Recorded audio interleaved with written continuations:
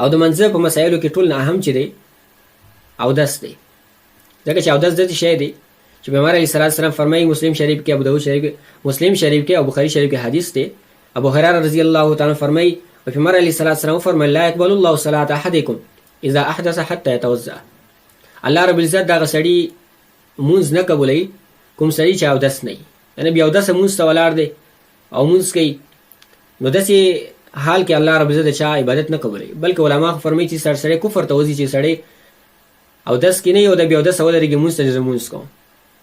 نو ټولو کې اهم مسله د منځب مسایلو کې چې دی هغه اودس دی. اوس اودس کې ټول نه اهم چې دی دا اودس فرایض دي، هغه چې الله رب العزت قرآن کې بیان کړي دي. او فرض چې څوره پر اودس کې انسان ادا نه کړي، پای کې څه کوتاهي وکړي، نو اودس یې ونه شو، اودس یې ونه شو، بار څومره اعمال چې دی کوي، مونځ کوي، شیم کوي، ایم نه کېږي چې کوم شیانو تعلق اودس سره دی.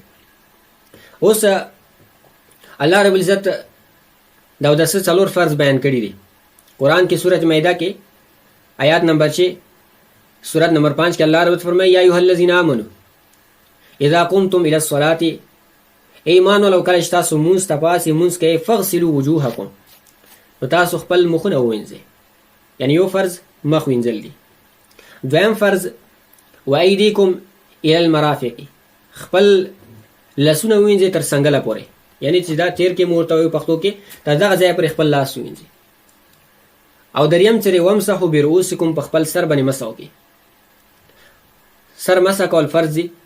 او څلورم فرض چې وارجلکم الی الکعبین، خپل خپې ووینځئ سره د خنګریو. نو دا څلور فرض دي په منځ کې، مخ وینځل، لاسونه وینځل یعنی لمټې ټولې، او د سر څلورم حصه مسح کول او خپل خپې وینځل، دا فرض. اوس سړی چې په اودس کې دا څلور شیان چې دي وکړي، نو نور سنت او نور کارونه دی پکې وکړي یا نه، دا اودس وشو. خو بله خبره چې سنت خلاف وکړي، د سنت طریقې نه خلاف وکړي، ثواب نه محروم شي چې کوم سنت پکې پرېږدي.